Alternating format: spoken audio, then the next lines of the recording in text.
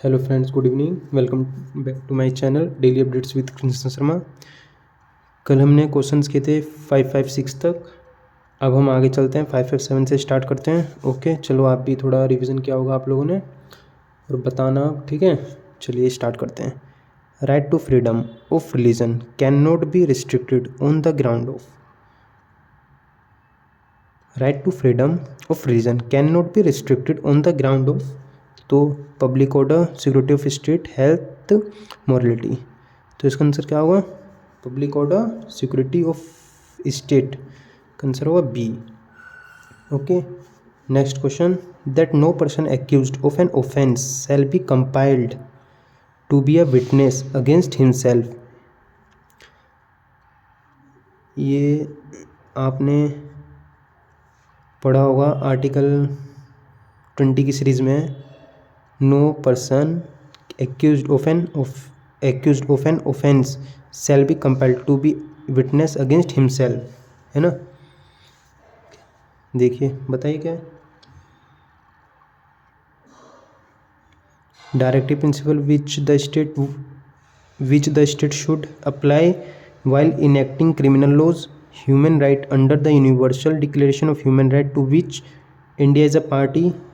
And then सी तो answer ही इसका fundamental right, ordinary constitutional right. जब सी आंसर मिल गया तो चलते हैं, ठीक है। अब नेक्स्ट क्वेश्चन पे मूव करते हैं। 559। Okay, 559। A citizen of India who holds any office of profit और trust under the state can not accept any title from any foreign state without the consent of the बताइए president, prime minister, speaker of the Lok Sabha, none. तो क्या होगा? Prime minister होगा, ठीक है।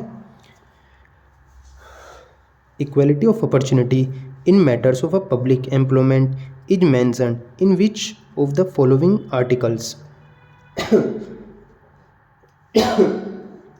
Equality of opportunity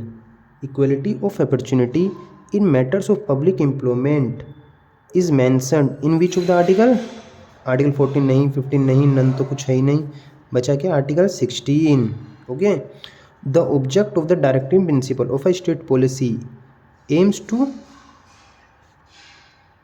embodiment of the concept of a welfare state, legislature and judiciary, supremacy of executive, embodiment of multifarious concept of judicial activism, none।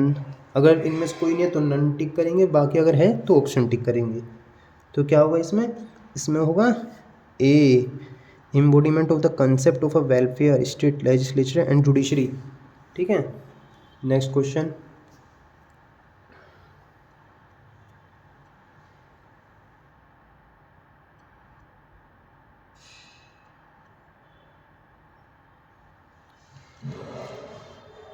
Directive principles of state policy are unique feature of the constitution,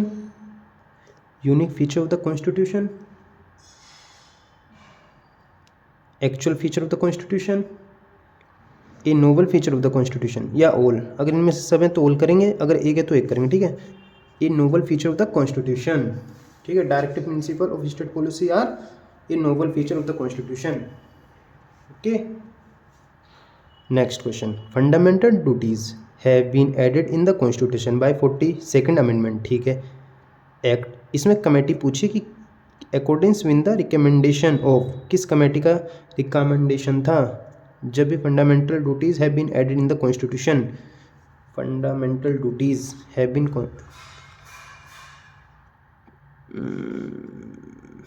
बताइए। Swaran Singh committee. देखो committee पूछी है तो direct वही होगा, ठीक है ना।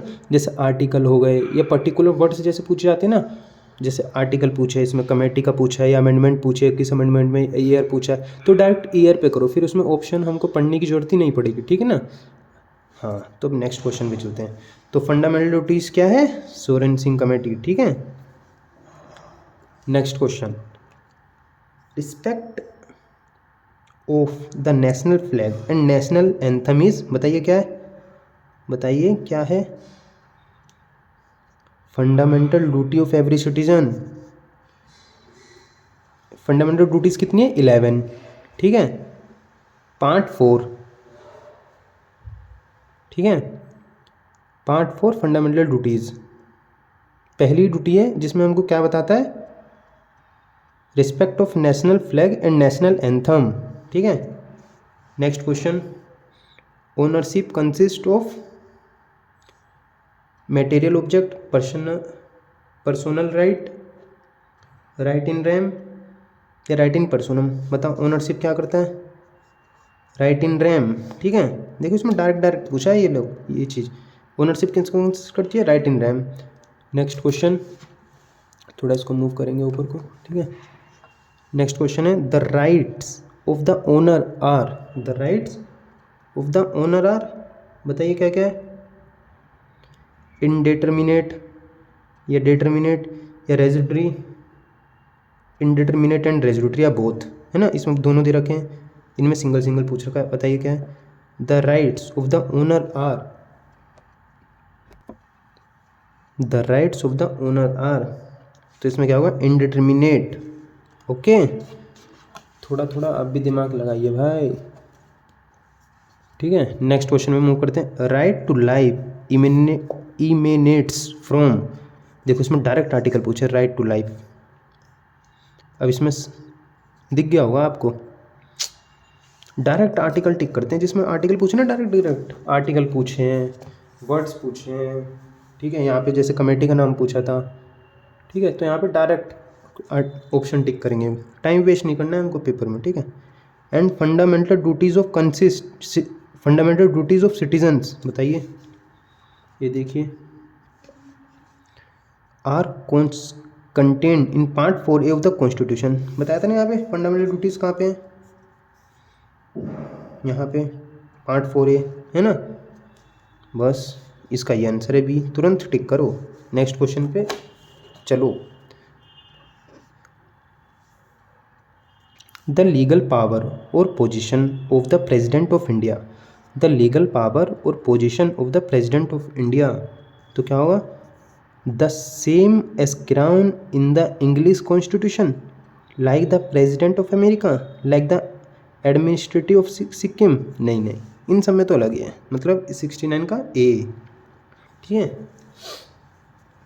ए legislation enacted by a state legislature falls in the category of, फिर से पढ़ते हैं चलो, a legislation enacted by a state legislature, subordinate, supreme, autonomous या डेलीगेटेड, बताइए, सबऑर्डिनेट और या सुप्रीम, चलो एक चूज़ करते हैं, चूज़ क्या सही बताएंगे बिल्कुल, सबऑर्डिनेट या सुप्रीम, वैसे तो सुप्रीम ही होना चाहिए क्योंकि सुप्रीम भाई, ठीक है। नेक्स्ट क्वेश्चन पे हम मूव करेंगे, the law declared by the supreme court is binding on all of the courts with in the territory of India, but the supreme court is not bound by its own decision was decided by the Supreme Court itself in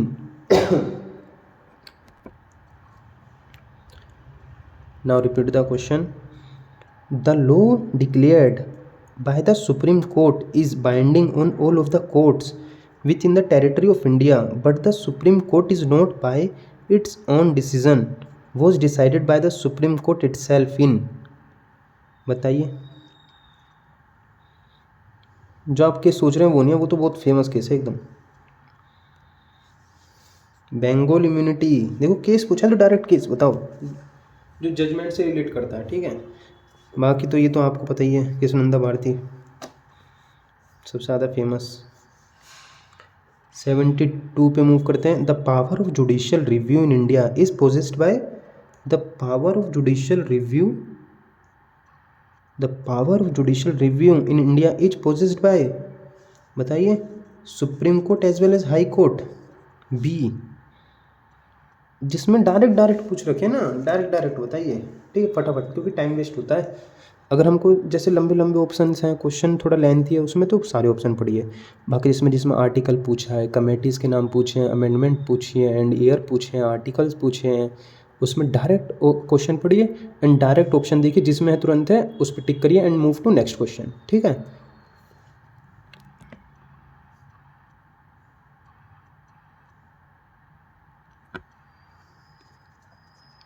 अब इसमें next question पे चलते हैं। The executive power of the state is vested with, बताइए, ये मैंने अभी कुछ दिन पहले पढ़ा था। The executive power of the state is vested governor of the state, ठीक है। नेक्स्ट क्वेश्चन पे चलते हैं हम। ओके, सबको दिख रहा होगा मैं आशा करता हूँ। एंड कुछ कमी लगा करें ना मेरी वीडियो में तो प्लीज़ कमेंट करके बताया कीजिए, ठीक है। हाँ,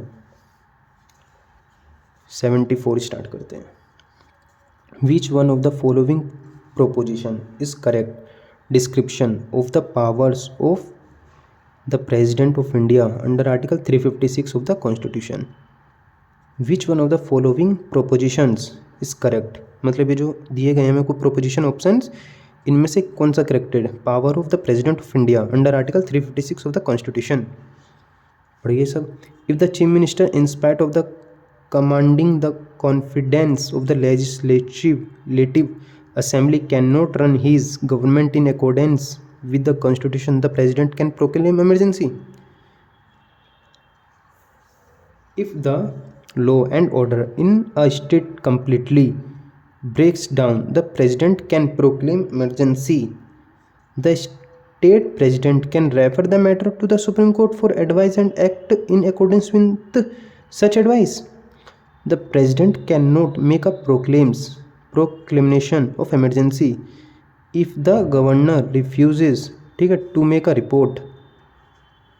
ओके, बताइए पहले तो कि इमरजेंसी कहाँ पे डिफाइंड है। देखो दे रखी है 356, 356, 350, 352 एंड एक है 360, ठीक है। 3 टाइप्स की इमरजेंसी है, ठीक है ना। अब हमने ऑप्शन भी पढ़ लिए, नहीं लास्ट के बचे। The president can refer the matter to the supreme court for advice and act in accordance with such advice. Next option, the president can not make a proclamation emergency if the governor refuse to make a report. तो इसमें क्या हुआ, if the law and order in state completely break down, the president can proclaim emergency, ठीक है ना, कर सकते हैं प्रेसिडेंट। नेक्स्ट क्वेश्चन 575 पे, मैं कहीं कहीं पे जैसे होता है ना 575 है, जैसे मैं कहीं पे बोल दूँगा 75, 74, तो इसका मतलब ये वाले नंबर है, ठीक है ना, जो हम सीरीज चल रही है, ठीक है। In which one of the following cases has the supreme court, in which one of the following cases has the Supreme Court ruled that the citizens have been communicated to the legislature by the government if the advice of public service commission has not been accepted।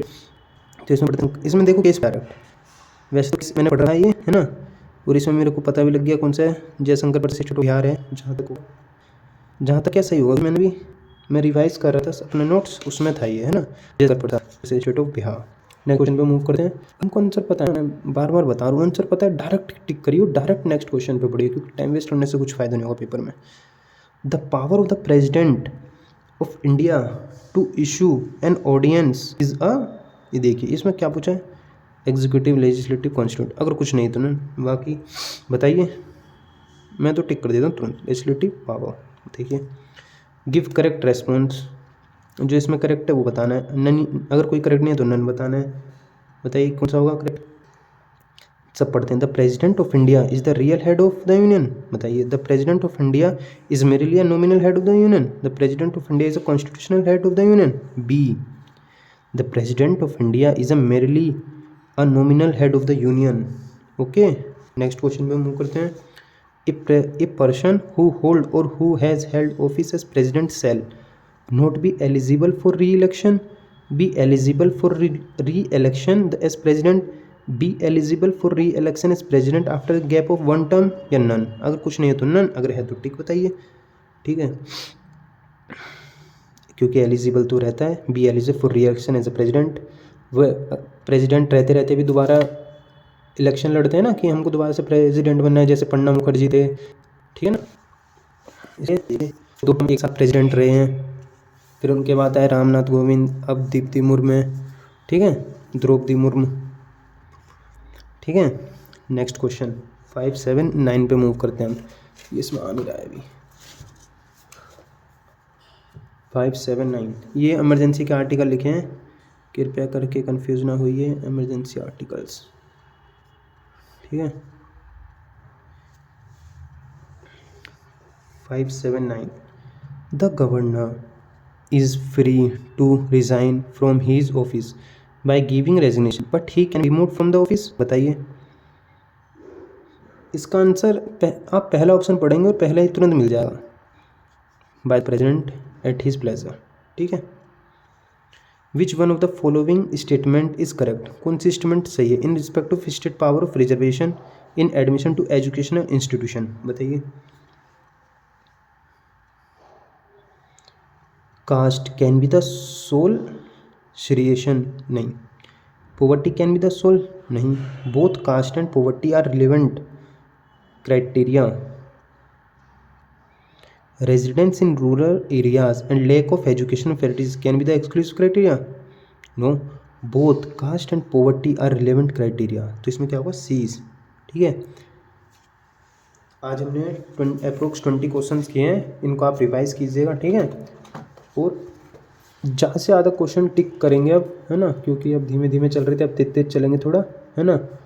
और ध्यान दीजिए, और चलो मैं ये video यहीं पे finish करता हूँ। थैंक यू सो मच, जुड़े रहिए कृष्ण शर्मा के साथ, और please like the video and comment also, and channel को प्लीज़ मेरे सब्सक्राइब कीजिए, daily updates with Krishna Sharma. Okay, bye bye, see you.